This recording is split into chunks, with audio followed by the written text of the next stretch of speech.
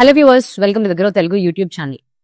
మనము ఒక రేడియోని గాని ఆన్ చేస్తే మనకి నచ్చినట్టు కాకుండా దానికి నచ్చినట్టు, అంటే సమయం సందర్భంతో పని లేకుండా, అంటే ఒక్కొక్క థీమ్స్ తో పాటుగానే మనకి వివిధ రకాల పాటలని మనం వింటూ ఉంటాం. మెలోడియస్ ట్రాక్స్ కావచ్చు, మంచి పెప్పీ నెంబర్స్ కావచ్చు, లేకపోతే ఒక జిమ్ వర్కౌట్ కి సంబంధించిన మ్యూజిక్ కావచ్చు, వివిధ రకాలది. అంటే మనం కూడా ఫోన్ లోని ప్లేలిస్ట్ మనం సాంగ్స్ పెట్టుకున్నప్పుడు అన్నిటినీ కలగలిపినట్టే పెట్టుకుంటాము. మన యొక్క సమయం, మన యొక్క మూడ్ ని బట్టి మనం పాటలు వింటూ ఉంటాం. అలానే ఈ రోజు నేను మాట్లాడబోయే మ్యూచువల్ ఫండ్ కేటగిరీ మరి ఎటువంటి ఫండ్స్ అని అంటే మల్టీ క్యాప్ ఫండ్స్ గురించి తెలుసుకుందాం. అయితే ఈ మల్టీ క్యాప్ ఫండ్స్ అంటే ఏంటి? సో నేను ఇదివరకైతే ప్లేలిస్ట్ లో ఎలాగైతే కలగలిపినట్టు ఒక మిక్స్చర్ అయిన పాటలు అనేవి మనం వింటామని అన్నానో, సేమ్ అదే ఉదాహరణని మల్టీ క్యాప్ ఫండ్స్ కోసం కూడా మనం వాడచ్చు. మల్టీ క్యాప్ ఫండ్ అనేది large cap, mid cap and small cap stocks, అంటే వివిధ రకాల మార్కెట్ క్యాపిటలైజేషన్స్ ఉన్న స్టాక్స్ ని ఎంచుకొని అక్రాస్ గా వీళ్ళు ఇన్వెస్ట్ అయితే చేస్తారు. నేను ఎంచుకున్న 2 మల్టీ క్యాప్ ఫండ్స్ ఏవైతే value research and morning star యొక్క ఆధారంగా గాని చూసినట్టయితే టాప్ 5 రేటింగ్స్ లో ఉన్నాయో అటువంటి 2 మల్టీ క్యాప్ ఫండ్స్ ని తీసుకుని మీ ముందుకు రావడం జరిగింది. సో ఇంకెందుకు ఆలస్యం, వెళ్ళిపోదాం ఈ వీడియోలోకి. కానీ వీడియోలోకి వెళ్ళడానికన్నా ముందు తెలుసు కదండి, మీరు కానీ ఇంకా మా గ్రో తెలుగు యూట్యూబ్ ఛానల్ కి సబ్స్క్రైబ్ చేసుకున్నట్టయితే వెంటనే ఆ బెల్ ఐకాన్ క్లిక్ చేసుకోండి. ఎందుకంటే ఇక్కడ ఎంతో ఇంపార్టెంట్ అండ్ ఇన్ఫర్మేటివ్ కంటెంట్ ఎప్పటికప్పుడు మేము ముందుకు తీసుకొచ్చే ప్రయత్నాన్ని చేస్తూనే ఉంటాం కాబట్టి.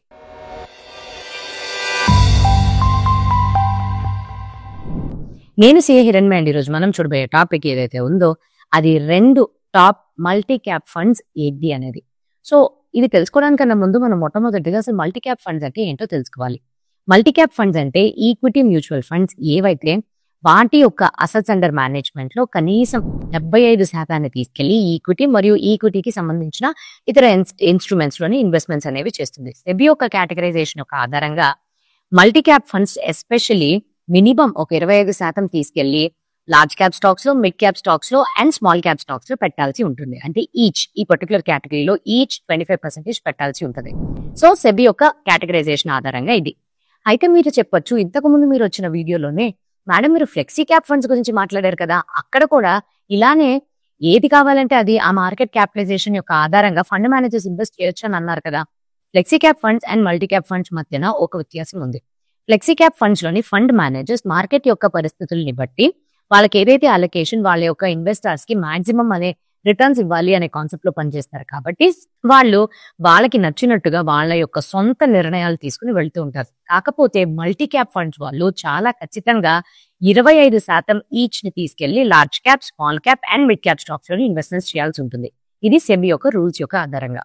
అండ్ నెక్స్ట్ మనకు అందరికీ వచ్చే డౌట్, అసలు ప్రతిసారి వాల్యూ రీసెర్చ్, మార్నింగ్ స్టార్ అంటున్నారు, ఇవి 2 అసలు ఏంటి? వాల్యూ రీసెర్చ్ విషయానికి కానీ వచ్చినట్టయితే మన దేశంలోని ఒక ఇండిపెండెంట్ రీసెర్చ్ చేసే ఫర్మ్ ఇదనమాట. స్టాక్స్ కానివ్వండి, మ్యూచువల్ ఫండ్స్ కానివ్వండి, ఫిక్స్డ్ ఇన్కమ్ తెచ్చే ఇన్వెస్ట్మెంట్స్ ఏవైతే ఉన్నాయో వీటన్నిటి మీద ఇన్ఫర్మేషన్ ని వాళ్ళు సేకరించి ఆ ఇన్ఫర్మేషన్ పైన పరిశోధన చేసి అనాలిసిస్ చేసి మన ముందుకి ఎక్స్పర్ట్స్ యొక్క విషయాల్ని, వాళ్ళ యొక్క వ్యూస్ ని కూడా తీసుకొస్తారు. దీనివల్లేనేమో బహుశా లక్షలాది మంది ఇన్వెస్టర్స్ అవ్వచ్చు, అడ్వైజర్స్ అవ్వచ్చు, మీడియా హౌసెస్ అవ్వచ్చు, వీళ్ళ యొక్క ఇన్ఫర్మేషన్ పైన ఆధారపడి చాలా రకాల నిర్ణయాల్ని తీసుకుంటూ ఉంటారు. అలానే మార్నింగ్ స్టార్ అనేది ఒక గ్లోబల్ ఆర్థిక సేవల్ని అందించే ఒక ఫర్మ్. సో ఈ పర్టికులర్ ఫర్మ్ యొక్క నిర్ణయాలు వీళ్ళు ఇచ్చే అనాలిసిస్ మీద కూడా డిపెండ్ అయ్యి ఇన్వెస్టర్స్ కావచ్చు, ఇండస్ట్రియలిస్ట్ కావచ్చు, మంచి ఒక ఇన్ఫార్మ్డ్ గా మంచి ఆర్థిక నిర్ణయాల్ని తీసుకుంటూ ఉంటారు. సో ఈ 2 కంపెనీస్ కూడా ఎప్పుడూ కూడా ఈ 2 ఫర్మ్స్ ఏవైతే మనకి డేటాని అందిస్తారో అది చాలా నిష్పక్షపాతంగా ఉంటుంది, చాలా అక్యురేట్ గా ఉంటుంది అండ్ మనకి తగినట్టు దాని మీద మనం బాగానే ఆధారపడొచ్చు. సో వీళ్ళ యొక్క రేటింగ్స్ ని ఇందువల్లే మేము సెలెక్ట్ చేసుకుని మీ ముందుకి ఇటువంటి 2 టాప్ మల్టీ క్యాప్ ఫండ్స్ ఏవైతే ఉన్నాయో వాటి గురించి వివరించడానికి వచ్చేసాం. మొట్టమొదటిది Nippon India multi cap fund direct growth plan. ఇది ఇనీషియల్ గా 28 మార్చ్ 2005 లోని ప్రవేశపెట్టారు. అండ్ దాని తర్వాత డైరెక్ట్ గ్రోత్ ప్లాన్ ని 1 జనవరి 2013 లోని మన ముందుకు తీసుకొచ్చారు. అయితే 30th జూన్ 2025 కల్లా ఈ పర్టికులర్ ఫండ్ లోని అసెట్స్ అండర్ మేనేజ్మెంట్ 45,366 crores దగ్గర ఉంది. అంటే మల్టీ క్యాప్ ఫండ్ కేటగిరీలోనే అత్యంత అధికమైనదని చెప్పుకోవచ్చు. అయితే ఈ ఫండ్ ని అప్పటి నుంచి ఇప్పటిదాకా మేనేజ్ చేస్తున్న వాళ్ళు 2, శైలేష్ రాజ్బన్ గారు, అశుతోష్ భార్గవ్. అయితే వీళ్ళు పోర్ట్ఫోలియోని గానీ మనం క్షుణ్ణంగా పరిశీలిస్తే నేను చెప్పాను కదా 25% minimum large cap, mid cap and small cap లో పెట్టాలని. వీళ్ళ పోర్ట్ఫోలియోని గానీ చూసినట్టయితే దాదాపు 43.72% ని తీసుకెళ్లి లార్జ్ క్యాప్ లో ఇన్వెస్ట్ చేశారు, 26.6% mid cap, 26.7% small cap. So ఇట్లా గానీ చూసినట్టయితే దాదాపు మిడ్ క్యాప్, స్మాల్ క్యాప్ ఒకేలాంటి కాంట్రిబ్యూషన్ ఉన్నప్పటికీ కూడా వీళ్ళు ఎక్కువగా లార్జ్ క్యాప్ ఫండ్స్ లో, అంటే వీళ్ళ యొక్క ఇన్వెస్టర్స్ కి మార్కెట్ కండిషన్స్ కి అతీతంగా ఎప్పుడు కూడా రిస్క్ ని బ్యాలెన్స్ చేసుకునే విధంగా లార్జ్ క్యాప్ స్టాక్స్ లో ఇన్వెస్ట్ చేశారని మనకు తెలుస్తుంది.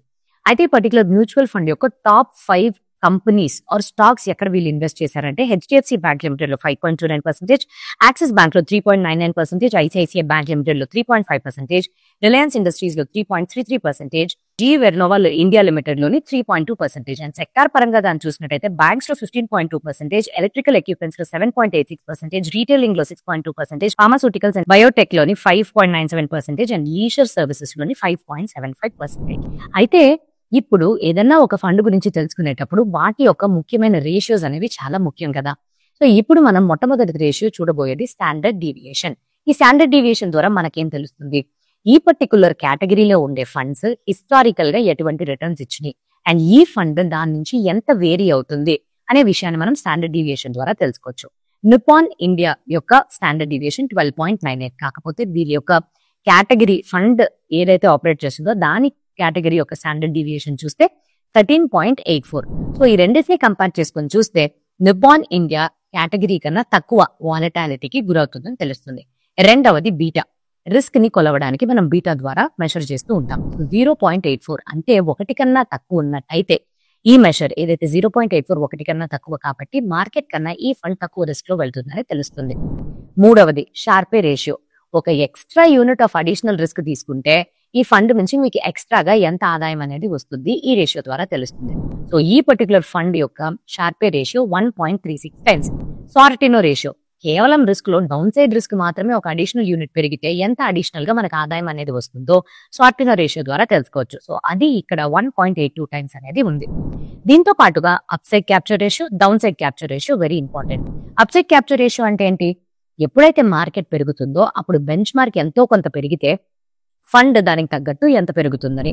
ఇక్కడ అప్సైడ్ క్యాప్చర్ రేషియో 108 అంటే ఎప్పుడైతే మార్కెట్ పెరుగుతుందో బెంచ్ మార్క్ ఒక 10% పెరిగితే ఈ ఫండ్ 10.8% పెరుగుతుంది.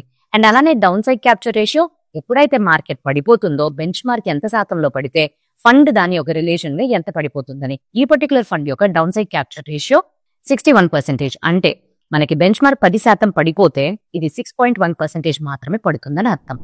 నెక్స్ట్ ఈ పర్టికులర్ ఫండ్ యొక్క రిటర్న్స్ పరంగా కానీ మనం చూసినట్టయితే 1 year పీరియడ్, 3 year పీరియడ్ లో తీసుకుని పర్ఫార్మెన్స్ ని కానీ అనలైజ్ చేసి చూసినట్టయితే ఈజీగా బెంచ్ మార్క్ ని కేటగిరీని దాటేసినట్టుగా మనకి అర్థమవుతుంది.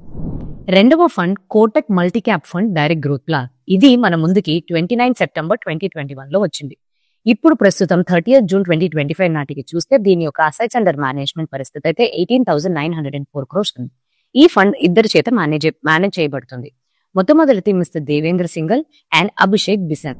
అండ్ వీళ్ళు ఎటువంటి పోర్ట్ఫోలియో అలొకేషన్స్ చేశారు అని చూసినట్టయితే లార్జ్ క్యాప్ స్టాక్స్ లో 43.48%, మిడ్ క్యాప్ స్టాక్స్ లోని 26.47%, అలానే స్మాల్ క్యాప్ స్టాక్స్ లో 28.89% చేశారు. వీళ్ళు ఎటువంటి టాప్ 5 స్టాక్స్ లో ఇన్వెస్ట్మెంట్స్ చేశారు అని అంటే Maruti Suzuki limited 5.9%, SBI 4.08%, Hero MotoCorp 3.53%, Poonawalla finance Fincorp 2.89%, Hindustan petroleum corporation 2.82%. అలానే టాప్ 5 సెక్టార్స్ విషయానికి కానీ వస్తే banks 15.56%, automobiles 10.76%, IT software 10.39%, finance 6.45%, retailing 6.29%. ఈ ఫండ్ కి సంబంధించిన ముఖ్యమైన రేషియోస్ విషయానికి కానీ వస్తే మొట్టమొదటిది స్టాండర్డ్ డీవియేషన్. సో నేను ఇది వరకు చెప్పినట్టుగానే హిస్టారికల్ రిటర్న్స్ తో పోలిస్తే ఈ ఫండ్ ఇచ్చిన రిటర్న్స్ ఎంత ఎక్కువగా వేరీ అవుతున్నాయని చూస్తే ఈ ఫండ్ యొక్క స్టాండర్డ్ డీవియేషన్ 15.46 అంటే 13.84 కేటగిరీ యొక్క స్టాండర్డ్ డీవియేషన్ కన్నా ఎక్కువ ఉన్నట్టే, అంటే వాలటాలిటీ ఎక్కువ ఉందని మనకు అర్థమవుతుంది. రెండవది బీటా. రిస్క్ ఎంత ఉందని కొలవడానికి మనం బీటా ద్వారా చెప్తాం. సో బీటా 1.03 ఉంది ఈ ఫండ్ కి, అంటే మార్కెట్ కన్నా రిస్క్ లోనే నడుస్తుంది. అండ్ మూడవది Sharpe ratio. Sharpe ratio 1.17 times. 1 unit of additional risk తీసుకుంటే 1.17 టైమ్స్ అడిషనల్ గా ఆదాయం అనేది లభిస్తుంది. Sortino ratio. Downside risk 1 unit పెరిగితే ఎంత ఆదాయం పెరుగుతుంది అనేది సార్టినో రేషియో ద్వారా తెలుస్తుంది. ఈ ఫండ్ యొక్క సార్టినో రేషియో 1.54 టైమ్స్. అలానే upside capture ratio. Upside capture ratio ఈ ఫండ్ ది 123 ఉంది. అంటే ఎప్పుడైతే మార్కెట్ పెరుగుతుందో బెంచ్ మార్క్ ఒక 10% పెరిగితే ఈ ఫండ్ 12.3% పెరుగుతుంది. అండ్ అలానే డౌన్ సైడ్ క్యాప్చర్ రేషియో విషయానికి వస్తే 93 ఉంది. అంటే ఎప్పుడైతే పడిపోతున్న మార్కెట్ లో బెంచ్ మార్క్ 10% పడిపోతే ఇది 9.3% పడిపోతుంది అనమాట. అండ్ నెక్స్ట్ మనం లాస్ట్ గా చూడవలసింది దీని యొక్క పర్ఫార్మెన్స్. సో ఇది ఇటీవలే వచ్చింది కాబట్టి మనకి లాంగ్ టర్మ్ పర్ఫార్మెన్స్ అనేది లేదు. 1 year పర్ఫార్మెన్స్ లో గానీ చూసినట్టయితే బెంచ్ మార్క్ ని దాటింది కానీ దీని యొక్క రిటర్న్స్ కేటగిరీని దాటలేదు. 3 year టైం ఫ్రేమ్ లో చూసినట్టయితే 2 బెంచ్ మార్క్ అండ్ కేటగిరీని దాటుకుని ఇన్వెస్టర్స్ కి మంచి రిటర్న్స్ ఇచ్చినట్టుగానే తెలుస్తున్నాయి. అండ్ ఆఖరిది ఎప్పుడు కూడా 2 ఫండ్స్ కి మనం కంపేర్ చేసేటప్పుడు ఓవర్ ల్యాపింగ్ రేషియో గురించి కానీ తెలుసుకున్నట్టయితే మనం ఒక ఇన్ఫార్మ్డ్ అయిన డెసిషన్ ని తీసుకోవచ్చు. సో ఇక్కడ నిపాన్ అండ్ కోటక్ మధ్యలో కోటక్ ఎన్నిసార్లు ఎంత శాతం వరకు ఓవర్లాప్ అవుతుంది నిపాన్ తో అని పోలిస్తే దాదాపు 15.31% ఉంది. అండ్ ఫైనల్ గా వీడియోని క్లోజ్ చేయడానికన్నా ముందు ఇటన్ని రేషియోస్ తో పాటు మనకి ఎక్స్పెన్స్ రేషియో కూడా చాలా ముఖ్యమైనదే. నిపాన్ ఇండియా లిమిటెడ్ యొక్క ఎక్స్పెన్స్ రేషియో 0.74% ఉంటే కోటక్ మల్టీ క్యాప్ ఫండ్ యొక్క ఎక్స్పెన్స్ రేషియో 0.42% మాత్రమే ఉంది. సో అవండి ఏవైతే టాప్ 2 మల్టీ క్యాప్ ఫండ్ యొక్క categories multi cap fund categories నుంచి ఏవైతే టాప్ 2 మల్టీ క్యాప్ ఫండ్స్ యొక్క పూర్తి వివరాలని ఇప్పుడు మీ ముందుకు తీసుకొచ్చాము కదా. ఇలానే ఇంకెన్నో వీడియోస్ మీ ముందుకు రావడానికన్నా ముందు have a happy and very safe investment. అయితే వీడియో ఒక ఎడ్యుకేషన్ కంటెంట్ కోసం మాత్రమే వ్యూ చేయాలండి. ఎటువంటి రికమెండేషన్స్ మేము ఈ వీడియో ద్వారా మీకు అందజేయడం లేదు. Thank you.